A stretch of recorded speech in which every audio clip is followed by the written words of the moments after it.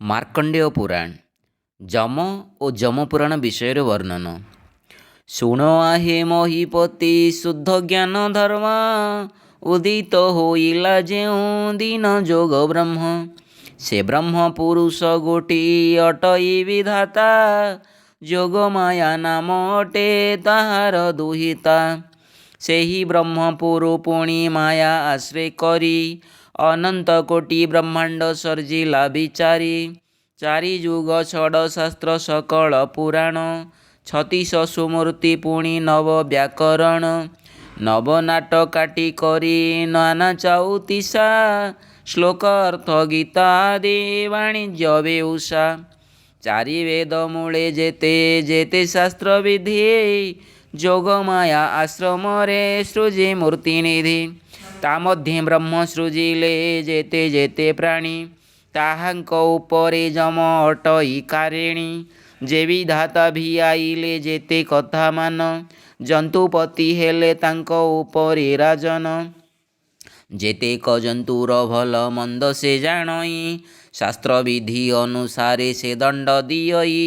ଜନ୍ମ ଉପରେ ବିଧାତା ଅଟେ ଅଧିକାରୀ, ତାହାକୁ ଏକମାତ୍ର ସେ ଥାଏ ଲୟ କରି। ବ୍ରହ୍ମା ସଙ୍ଗତରେ ଯେଉଁ ଯୋଗ ମାୟା ମତି, ବ୍ରହ୍ମା ବିଷ୍ଣୁ ମହେଶ୍ୱର ତାହାର ଭକତି। ପରମ ଈଶ୍ୱରୀ ଯେଉଁ ଜଗତ କାରିଣୀ, ଭାଙ୍ଗି ନ ପାରେ ତାହାଙ୍କ ଆଜ୍ଞା କୁଶ ପାଣି। ସେ ମହାମାୟୀ ଭିଆଣ ଅଟଇ ସଂସାର, ବ୍ରହ୍ମା ଆଦି ଦେବତାଏ ତାର ପରିଚାର।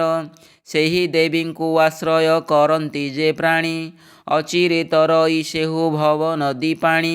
ଜନ୍ତୁପତି ତାହାର ଯେ ନ ଲଙ୍ଘଇ ସୀମା, ପ୍ରତ୍ୟକ୍ଷରେ ଭୃତ୍ୟ ତାର ଅଟେ ଦେବୀ ଉମା। ସେ ଦେବୀର ମହିମାଟି ଅଟେ ପାପ ପୁଣ୍ୟ, ଏସନକ ବିଧି ତୁହି ଜାଣ ହୋ ରାଜନ। ଏସନକ ବିଧି ଅଟେ ଯେ ବଣ ପୁରାଣ, ତାହା ତୋହର ଆଗରେ କରିବା ବଖାଣ। ସାବଧାନ ହୋଇ ଶୁଣ ଆହେ ନୃପବର, ଯମଦଣ୍ଡ ଯାତନାରୁ ପାଇବୁ ନିସ୍ତାର। ସୁରଥ ବୋଇଲେ ଯମ ଅଟଇ କେମନ୍ତ, ସେ କଥା ବୁଝାଇ କହ ଆହେ ତପୋବନ୍ତ। କେମନ୍ତେ ତା ପୁର କେଉଁ ପରି ତା ସ୍ଥାନ, କେମନ୍ତେ ଜନ୍ତୁପତିର ଅଟେ ଚିହ୍ନବର୍ଣ୍ଣ। ସଂଯମନୀ ପୁର ଅଟେ କେମନ୍ତେ ଦୁର୍ଗମ, ଏଠାବକୁ କେତେ ଦୂର ଅଟେ ଯମଗ୍ରାମ। ଏକଥା ଶୁଣିବାକୁ ମୋ ବହୁତ ଶରଧା, ତବ ମୁଖୁ ଶୁଣି ଯିବ ମାନସିକ ବାଧା। ବଦନ୍ତି ଯେ ମାରକଣ୍ଡ କଳ୍ପ ବ୍ରହ୍ମଜ୍ୟୋତି, ଯାହା ତୁହି ପୁଚ୍ଛା କଲୁ ଶୁଣ ହୋ ନୃପତି। ଆମ୍ଭେ ବେଳେ ଯାଇ ସଂଯମନୀ ପୁର, ଦେଖିଲୁ ଯମ ଯାତନା ଯେମନ୍ତ ପ୍ରକାର। ସେ କଥା ତୋହର ଆଗେ କହିବା ନୃପତି, ଶୁଣିଲେ ନିଶ୍ଚେ ତୁ ମନେ କରୁଥିବୁ ଭୀତି। ସୁରଥା କହିଲା ଏତ ଦୁର୍ଲଭ ବଚନ, ତୁମ୍ଭେ କାହିଁ ପାଇଁ ଗଲ ସମନ ଭୁବନ। କେବଳ କାର୍ଯ୍ୟ ତୁମ୍ଭର ଥିଲା ଅବା ତହିଁ, ଏକଥା ତଦନ୍ତ କରି କହ ପୁଣ୍ୟ ଦେହି। ବଦନ୍ତି ଯେ ମାରକଣ୍ଡ ଋଷି ବ୍ରହ୍ମଜ୍ୟୋତି, ଶୁଣ ତୁ ହୋ ଏକ ମନେ ପୁଛିଲୁ ଯେ ରୀତି। ଅନେକ ଯୁଗର ଅନ୍ତେ ତ୍ରେତା ପରବେଶ, ହିମ ଋତୁର ଉତ୍ତାରେ ବସନ୍ତ ବିଳାସ। ଫଗୁଣ ମାସ ଶୁକ୍ଳ ପ୍ରତିପଦା ଦିନ, ଉତ୍ତର ଭାଦ୍ର ନକ୍ଷତ୍ର ସୋମବାର ଜାଣ। ମୀନ ନାମେ ଚନ୍ଦ୍ର ଯେ 60 ଦଣ୍ଡ ଭୋଗ, ବାଳବ ନାମେ କରଣ ସିଦ୍ଧି ନାମେ ଯୋଗ। କୁମ୍ଭ ସଂକ୍ରାନ୍ତିରେ ଯେ 22 ଦିବସ, କାଳ ଯେ ବିକାଳ ଦୁହେଁ ଗମନ୍ତି ଆକାଶ। ଭ୍ରମଣ କରନ୍ତି ଗୌତମୀ ନଦୀ ତୀରେ, ଉତ୍ତମ ବନେ ପଶିଲେ କାଳ ପାଶ କରେ। କୃତିହା ମହର୍ଷି ରହିଛନ୍ତି ସେହି ବନେ, ଚତୁର୍ଦ୍ଦଶ ମନୁ ଯାଏ ବସି ଯୋଗ ଧ୍ୟାନେ। ବହୁ କାଳବର୍ତ୍ତୀ ସିଦ୍ଧି ପାଇଲେ କଜହୁଁ, ଶରୀରକୁ ଛାଡ଼ିବାକୁ ବିଚାରିଲେ ତହୁଁ। ଏତେ ବଲିଣ ଶରୀର ଛାଡ଼ିଲେ କମୁନି, ସ୍ୱର୍ଗକୁ ଯାଉଅଛନ୍ତି ଦିବ୍ୟ ଦେହ ଘେନି। କାଳ ବିକାଳ ତାହାଙ୍କୁ ଧଇଲେ ଗଗନେ, କାଳ ଫାଶ ଘେନି କରି ବାନ୍ଧିଲେ ଯତନେ। ରଥରେ ବସାଇ ଅଖ ଚୂଳରେ ବାନ୍ଧିଲେ, ଅନ୍ତରିକ୍ଷ ମାର୍ଗେ ଦୁହେଁ ତକ୍ଷଣେ ଚଳିଲେ। ମୁନି ବୋଇଲେ ଶୁଣ ହୋ ଯମଦୂତ ବେନି, କିପାଇଁ ତୁମେ ରେ ମୋତେ ଧଇଲ ଅଜ୍ଞାନୀ। ଜ୍ଞାନ ଗୋଚରେ ମୋହର ପାପ କରି ନାହିଁ। ସର୍ବଦା ପରକୁ ଦୟା ବହଇ ମୋ ଦେହି। ତପି ବୋଲି ଦୟା ତ ନ କର ଦୁଷ୍ଟ ବୁଦ୍ଧି। ଅଜ୍ଞାନୀ କିପାଇଁ ମୋତେ ପକାଇଲ ବାନ୍ଧି। ଯେବେ ନ ଛାଡ଼ନ୍ତି ମୋର ଇଚ୍ଛାରେ ଶରୀର।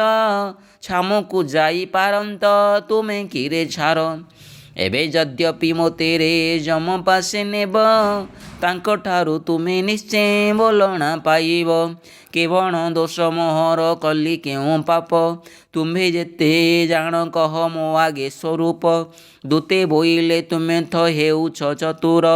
ବାଳକାଳ କଥା ମାନ ମନରେ ସୁମର। କନକ ଋଷିର କୂଳେ ହେଲୁ ତୁହି ଜାତ। ଯେଉଁ ସମୟରେ ତୋର ବୟସ ଶପଥ। ସେଦିନ କୌତୁକରେ ବାଳୁତଙ୍କ ମେଳେ। ଖେଳ ଖେଳୁଥିଲୁ ସୁଭାଗିନୀ ନଦୀ କୂଳେ। ତୁ ତ ଧଇଲୁ ଯେ ମଣ୍ଡୁକ ଜୀବ ଗୋଟି। ଶିକୁଳି ଲଗାଇ ଖଣ୍ଡି ବାନ୍ଧିଲୁ ତା ତଣ୍ଟି। ସେ ନଦୀର ତୀରେ ଏକ ଅର୍କ ବୃକ୍ଷ ତଳେ। ମଣ୍ଡୁକକୁ ବାନ୍ଧି ତହିଁ ପଶିଲୁ ତୁ ଜଳେ। ସେହି ଜନ୍ତୁ ଗୋଟିକ ଯେ ବନ୍ଧନରେ ଥିଲା। ଆହାର ନିମନ୍ତେ ତାକୁ କାକ ପକ୍ଷୀ ନେଲା। ସେ ପାପେ କାରଣ ତୁ କି ନ ହୋଇଲୁ ଋଷି। ବୋଇଲୁ ଯେ ଏ ଜନ୍ମରେ ଅଟେ ମୁଁ ନିର୍ଦ୍ଦୋଷୀ। ଆମ୍ଭର ଆଗରେ ମିଥ୍ୟା କହିଲୁଟି ତୁହି। ଯମଦେବଙ୍କୁ ଏମାନ ଅଜଣା ନୁହଁଇ। ଚିତ୍ରଗୁପ୍ତଙ୍କ ପାଞ୍ଜିରେ ଲେଖା ଥାଇ ଯଥା। ଆମ୍ଭଙ୍କୁ କେବେ ଉହାଡ଼ ନୁହଁଇ ସେ କଥା। ମୁନି ବୋଇଲେ ଏ କଥା ମୋର ଅଟେ ସତ୍ୟ। ତହିଁକି ସୁପୁଣ୍ୟ ମୁହିଁ କଲହିଁ ବହୁତ। ଏତେ ଦିନେ ସେ ପାତକ ନୋହିଲା କି କ୍ଷୟ। ତହିଁର ଦୋଷକୁ ଧରିବେ କି ଜନ୍ତୁରାୟ। ଡଗର ବୋଇଲେ ଯମ ପାଶେ ଗଲେ ଘେନି। ସେଠାବରେ ପାପ ପୁଣ୍ୟ ବୁଝିବ ହେ ମୁନି। ଏତେ କହି ଖରତରେ ବିମାନ ବାହାନ୍ତି। ଅଖ ଚୂଳିରେ ସେ ମୁନି ବନ୍ଧା ହୋଇଛନ୍ତି। ଗଗନେ ବିକ୍ରମୀ ଚଳେ ସେ ମୁନି ବିମାନ। ବୋବାଳି ପଡ଼ଇ ଉଚ୍ଚ ସ୍ୱରେ ତପୋଧନ। ବୋଲଇ ହେ ଦିଗ ପାଳେ ହୁଅ ମୋର ସାକ୍ଷୀ। ଅନେକ ତପସ୍ୟା କରି ହେଲି ମୁଁ ନିର୍ମାଖୀ। ଚତୁର୍ଦ୍ଦଶ ମନୁ ଯାଏ ଘୋର ତପ କଲି। କାଳ ପାଶରେ ଆବର ବନ୍ଧନ ହୋଇଲି। ଦେବତା ହୋଇଣ ତୁମେ ଚିତ୍ତେ ମାୟା ନାହିଁ। କିଞ୍ଚିତ ଦୋଷକୁ ମୋତେ ଏଡ଼େ ଦଣ୍ଡ ବିହି। ଦୂତପଣ କରି ମୋତେ ଏତେ ଦଣ୍ଡ ଦେଲେ। ଭଲେ କି ରଖିବେ ମୋତେ ରାଜା ଠାକୁ ନେଲେ। ଧର୍ମଦେବ ଉଦ୍ଧାର କରିବାକୁ ମୋତେ। ଅନେକ ସେବା ଯେ ମୁହିଁ କରିଅଛି ତୋତେ। ଦିବାରାତ୍ରି ତୁମ୍ଭଙ୍କୁ ମୁଁ ଭଜେ ଅବିଚ୍ଛିନ୍ନେ। ଧ୍ୟାନରେ ଚିନ୍ତଇ ମୁହିଁ ନିତ୍ୟ ନିରଞ୍ଜନେ। ଦେଖିଲି ସଂସାରେ ମୁହିଁ ଦୁର୍ଲଭ ବ୍ୟବସ୍ଥା। ତପସ୍ୟା କରି ପାଇଲି ଏଡ଼େକ ଅବସ୍ଥା। ଧର୍ମଦେବ ଯେବେ ତୁ ନ ରଖିବୁ ବାରେକ। ନିର୍ଦ୍ଦୟ କାଳ ପୁରୁଷେ ଦଣ୍ଡିବେ ଅନେକ। ବାରେ ମୋତେ ଦୟା କର ଆହେ ମାରକଣ୍ଡ। ସହି ନ ପାରଇ ମୁହିଁ ଯମର ଏ ଦଣ୍ଡ। ତପି ନିସ୍ତାରଣ ତୁହି ଅନନ୍ତ ତପନ। ତରନ୍ତି ତୋହର ଆଶ୍ରା କରି ପୁଣ୍ୟଜନ। ଦେବ ଦେବ ପୁରୁଷ ତୁ ଧର୍ମ ରକ୍ଷାକାରୀ। ନିରିମାଖି ଜନ ମୁଁ ତୋତେ ଆଶ୍ରା କରି। ହେ ବିରଞ୍ଚି ନାରାୟଣ ଦ୍ରୌପଦୀ ତାରଣ। ତ୍ରାହି କର ମୁଁ ତୁମ୍ଭର ପାଦରେ ଶରଣ। କୃତିହା ମହାଋଷିର ଏମନ୍ତ ଉତ୍ତର। ଗଗନ ପଥରେ ତାହା ଶୁଣି ଦିନକର। ସେହି ଦିନ ଥିଲୁ ଆମ୍ଭେ ଆଦିତ୍ୟ ରଥରେ। ହକରାଇ ନେଉଥିଲେ ସେ ତୋତେ ଶ୍ରଦ୍ଧାରେ। ଆଗତ ଶାସ୍ତ୍ର ମୋ ଠାରୁ ଶୁଣିବାର ପାଇଁ। ହକରାଇ ନେଇଥିଲେ ଅରୁଣେ ପଠାଇ। ଶପଥ ଦିନେ କହିଲୁ ସବୁ ଶାସ୍ତ୍ର ତାଙ୍କୁ। ମେଲାଣି ମାଗିଲୁ ଆମ୍ଭେ ଯିବୁ ଆଶ୍ରମକୁ। ଏହି ସମୟେ କୃତିହା ନାମେ ତପଶାଳୀ। ବିକଳେ ଡାକିଲେ ମୋତେ ରଖ ଅଂଶୁମାଳୀ। ଧର୍ମକର୍ଣ୍ଣେ ସମ୍ଭାଇଲା ଯାଇ ସେହି ଧ୍ୱନି। ଆମ୍ଭଙ୍କୁ ବୋଇଲେ ମୋତେ ଶୁଣ ମହାମୁନି। କୃତିହା ମହାଋଷିଙ୍କୁ ନିଅନ୍ତି ଯମଦୂତେ। ଆରତ ହୋଇଣ ସେହୁ ସୁମରିଲା ମୋତେ। ତୁମ୍ଭଙ୍କୁ ଦଇନି ମଧ୍ୟ କରେ ମହାଋଷି। ବେଗେ ଯାଇ ଫେଇ ଦିଅ ତାଙ୍କ କାଳ ଫାଶୀ। ତୁମ୍ଭଙ୍କୁ ତ ସେହି କଥା ଲାଗଇ ଯୁକତେ। କେହି ଭିନ୍ନ ନୁହେଁ ତୁମେ ମାନେ କଦାଚିତେ। ସୁଜାତି ଲୋକଙ୍କୁ ଯେହୁ ଦୁଃଖେ ହୋଏ ସଖା। ତାହାର ଜୀବନ ଅଟେ ତ୍ରିଭୁବନ ଲେଖା। ପୁରାଣ କହିଣ ଯେବେ ତୋଷିଲ ମୋ ମନ। କୃତିହା ମହାଋଷିର ଫେଡ଼ାଅ ବନ୍ଧନ। ତାହାକୁ ଘେନିଣ ତୁମ୍ଭେ ଯମଠାକୁ ଯିବ। ଦୋଷା ଦୋଷ ଥିଲେ ତାର ମାରିଣ ଘେନିବ। ଆଦିତ୍ୟଙ୍କ ବୋଲେ ଆମ୍ଭେ ସନମତ କଲୁ। ମନ ଯାନ ଚଢ଼ି ଶୂନ୍ୟ ପଥରେ ଗମିଲୁ। ଦୂରୁ ଡାକ ଦେଲୁ ରହ ରହ ଯମଗଣ। ଆମ୍ଭ ଶପଥ ତୁମ୍ଭଙ୍କୁ ଜନ୍ତୁପତି ରାଣ। ବଜି ବାଜାଏ ବିଶ୍ରାମ କର ତହିଁ କ୍ଷଣେ। ମୋ ଆଜ୍ଞା ପ୍ରମାଣେ ରହିଲେ କ ଯମଗଣେ। ଆମ୍ଭେ ପ୍ରବେଶ ହୋଇଲୁ ଯାଇ ତାଙ୍କ କତି। ଦେଖି କରି ଯମଦୂତ କରିଲେ ଭକତି। ବୋଇଲେ ଗୋସାଇଁ ଏହି ରଥେ ବିଜେ କର। କେଉଁ କାରଣେ ଆସିବା ହେଲେ ମୁନିବର। ତାହାଙ୍କର ବୋଲେ ଆମ୍ଭେ ଉଠିଲୁ ବିମାନେ। କଲ୍ୟାଣ ବାଞ୍ଛା କଲୁ ଯେ ତାଙ୍କୁ ତୋଷ ମନେ। ଆସ ନ ପାରି ବସିଲୁ ଆମେ ଯେ ସେଠାରେ। ଧୈର୍ଯ୍ୟ କରି କଲୁ ଶୂନ୍ୟ ଗତି ବିମାନରେ। ମର୍କତର ବିମାନ ଯେ ନୀଳା ଚାରି ଖମ୍ବ। ସୁବର୍ଣ୍ଣର ପିଢ଼ାମାନ ଦିଶଇ ଆରମ୍ଭ। ମଣି କାଞ୍ଚନ ଜଡ଼ିତ ହେବାରୁ ଚଟୁଳା। ମାରାଗ ମଣିରେ ରଥ ଅତ୍ୟନ୍ତ ନିର୍ମଳ। ହୀରାମୟ ଧ୍ୱଜ ଦେବ ଅଙ୍ଗ ସୋମଦଣ୍ଡ। ଯେହ୍ନେ ଉଦୟଗିରିରେ ଉଦେ ମାରକଣ୍ଡ। ଉପରରେ ସୁବର୍ଣ୍ଣର ଘଟ ପଞ୍ଚମୁଖା। ବିଚିତ୍ର ଚିରାଳ ଉଡ଼େ ନାହିଁ ତାର ଲେଖା। ମୁକ୍ତାମାଳ ମାଳ ମଣ୍ଡି ଅଛନ୍ତି ସୁସଞ୍ଚେ। ଲକ୍ଷେକ କୃଷ୍ଣ ଚାମର ଖଞ୍ଜା ଅତି ଘଞ୍ଚେ। ନାନାବିଧ ଝିନ ବାସ ଚଉକତି ଉଡ଼େ। ଯେଦିଗେ ଗମେ ସେଦିଗେ ଚମକି ଯେ ପଡ଼େ। ପ୍ରଚଣ୍ଡ କାଳ ବିମାନ ମୋର ତିନି ଦାଘ। ଯୋଚା ହୋଇଛନ୍ତି ତହିଁ 60ଟି ବ୍ୟାଘ୍ର। ନାନା ପ୍ରକାରେ ରଜୁ ସେ ରଥେ ଅଛି ଜଡ଼ି। ବ୍ୟାଘ୍ର ଚର୍ମକତା ତହିଁ ଗୁଣର ଦଉଡ଼ି। ଲୁହା ଠେଙ୍ଗା ମୂଳେ ଅଛି ଅନେକ ଚାବୁକ। ନାମ ଧରି ତା କହିବି କେତେ ଏକ ଏକ। କାଳ ବିକାଳ ଦୁହେଁ ଯେ ରଥେଛନ୍ତି ବସି। ମୁନିଙ୍କୁ ବାନ୍ଧି ଅଛନ୍ତି ଗଳେ ଦେଇ ଫାଶୀ। ଆମ୍ଭେ ଯାଇ ତହିଁରେ ଯେ ହେଲୁ ପରବେଶ। ଦୂତଙ୍କୁ ଯେ ପଚାରିଲୁ ହୋଇ ହସ ହସ। ବୋଇଲୁ କିମ୍ପା ଆଣିଲ ତୁମେ ତପୋବନ୍ତ। ମୁନିମାନଙ୍କୁ ଦଣ୍ଡିବା ନୁହଁ ଯୁକତ। ଏ ଯେ ମହାଋଷି କେବେ ନୁହେଁ ଦୋଷକାରୀ। କିମ୍ପାଇଁ ତୁମ୍ଭେ ଏହାକୁ ନେଉଅଛ ଧରି। ଅଲଗା କରି କିମ୍ପାଇଁ ବାନ୍ଧିଛ ରଥରେ। କେଉଁ ଦୋଷୀ ଏଡ଼େ ନିରପେକ୍ଷ ତାହାଠାରେ। ଛାଡ଼ ଛାଡ଼ ଏହି କଥା ବିହିତ ନୁହଁ। ଆଉ ବେଳେ ନ କରିବ ତୁମ୍ଭେ ଏହା କାହିଁ। ଡଗର ବୋଇଲେ ଏହୁ ଅଟେ ବଡ଼ ଦୋଷୀ। ଏହାର ନିକଟେ କିଛି ନ କହ ମହର୍ଷି। ଅକାରଣେ ବାନ୍ଧିଲା ଏକଇ ମଣ୍ଡୁକି। ଆହାର ନିମନ୍ତେ ତାକୁ କାକ ପକ୍ଷୀ ଭକ୍ଷୀ। ଅଦୋଷୀ ଜୀବକୁ ଏ ଯେ ନାସିଲା କିମ୍ପାଇଁ। ତହିଁର ଶାସ୍ତି ନିଶ୍ଚୟ ପାଇବ ଯେ ଏହି। ତାହା ଶୁଣି କରି ଆମେ ବୋଇଲୁ ଦୂତଙ୍କୁ। ଏ ଋଷି ପାଇଁକି ଆମେ ଯିବୁ ଯମଠାକୁ। ତାହା ଆଗେ ବୁଝାଇବା ଆମ୍ଭେ ପାପ ପୁଣ୍ୟ। ଏବେ ଏ ମହାଋଷିଙ୍କ ଫେଡ଼ସି ବନ୍ଧନ। ଯଦି ଆମର ବଚନ ନ କରିବ ଆଜ। ରଥ ସହିତେ ଏଠାରେ ହୋଇବ ଦୈର୍ଯ୍ୟ। ଶୁଣିଣ କାଳ ବିକାଳ ସନମତ କଲେ। ଋଷିଙ୍କୁ ଫିଟାଇ ଆଣି ରଥେ ବସାଇଲେ। ବୋଇଲେ ତୁମ୍ଭେ ଯେ ମୁକୁଳାଇଲ ଏହାକୁ। ଆମ୍ଭର ସଙ୍ଗରେ ଚଳ ଯମରାଜ ଠାକୁ। ସେଠାବରେ ଆମ୍ଭଙ୍କୁ ଯେ ହୋଇବ ବୋଲଣା। ପାପୀ ଜନମାନଙ୍କୁ ନ ଦେଲାରୁ ଗଞ୍ଜଣା। ତୁମ୍ଭେ ଥିଲେ କହିବ ଯେ କିଛି ଏହା ପାଇଁ। ଆମ୍ଭେମାନେ ବୋଲଣା ଯେ ନ ପାଇବୁ ତହିଁ। ତାହା ଶୁଣିଣ ବୋଇଲୁ ଆମ୍ଭେ ଯିବା ଚାଲ। ନଗଲେ ଏକଥା କିଛି ନୋହିବ ଯେ ଭଲ। ଏତେ ବୋଲି ବିମାନରେ ବସି ଚାରିଜଣ। ଆଜ୍ଞା ଦେଲୁ ସେ ବିମାନେ ଉଠିଲା ଗଗନ। କୃତିହା ମହାଋଷି ଯେ ମନର ହରଷ। କୃତ ହୋଇ ପୁଣି ମିଳେ ଆମ୍ଭ ପାଶ। ବୋଇଲେ କ ଆଜ ମୋତେ ରଖ ହେ ମାର୍କଣ୍ଡ। ନୋହିଲେ ଗଞ୍ଜଣା ନିଶ୍ଚେ ପାଇବ ମୋ ପିଣ୍ଡ। ଆମ୍ଭେ ବୋଇଲୁ ତୁମ୍ଭେ ତ ଧର୍ମରେ ଆଶ୍ରିତ। ତେଣୁ ଧର୍ମ ଦେବତା ଯେ ରଖିବେ ତୁମ୍ଭେ ତ। ପୁଣ୍ୟବନ୍ତ ଲୋକକୁ ଯେ ଧର୍ମ ରକ୍ଷା କରେ। ଯାହା ହେଲା ଶୁଣ ତୁମେ ଏଥୁ ଅନନ୍ତରେ। ଦୂତ ତୁଲେ ସେ କୃତିହା ମହର୍ଷିଙ୍କୁ ଘେନି। ବିମାନରେ ବସି ଆମ୍ଭେ ଯାଉଁ ସଞ୍ଜୀବନୀ। ଊର୍ଦ୍ଧ୍ୱଗତିରେ ବିମାନ କରଇ ପ୍ରୟାଣ। ନିଶ୍ୱାସକେ ସେ ବିମାନ ଗମେ ଷଡ଼ଗୁଣ। ଯାଆନ୍ତେ ଜନ୍ତୁ ଦ୍ୱୀପ ଯେ ହୋଇଲା କ ଶେଷ। ଭବ ନଦୀ କୂଳରେ ଯେ ହୋଇଲୁ ପ୍ରବେଶ। ଯମଦୂତ କହିଲେ ଯେ ଆମ୍ଭର ଅଗ୍ରତ। ଏବେ ସେହି ଭବ ନଦୀ ଦେଖ ତପୋବନ୍ତ। ଜମ୍ବୁଦ୍ୱୀପରେ ଲକ୍ଷେକ ଯୋଜନ ଉତ୍ତାରେ। ଲବଣ ସମୁଦ୍ର ବେନି ଲକ୍ଷ ତାହା ପରେ। ସତେକୃଶ ସ୍ଥଳୀ ବୋଲା ଇଏ ଭବ ନଦୀ। ସ୍ୱର୍ଗମଞ୍ଚ ମଧ୍ୟେ ରହିଅଛି ଶୂନ୍ୟଭେଦୀ। ଭବାନୀ ରୂପରେ ଥିବି ଯେ ଭଗବତୀ।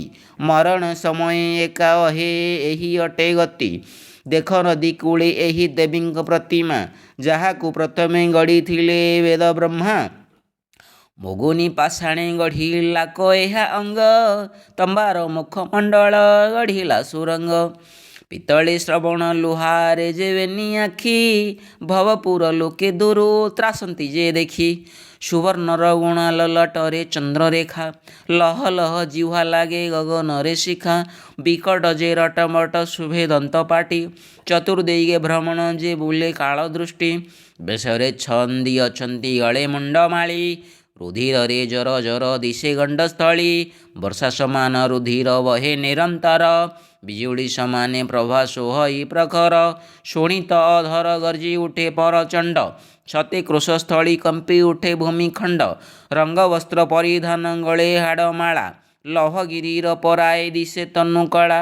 ଚରଣକୁ ପଟାନ୍ତର ମନ୍ଦର ଯେ ଗିରି, ରୁଣୁଝୁଣୁ ବାଜଇ ନୂପୁର ଯୋଡ଼ା ଚାରି।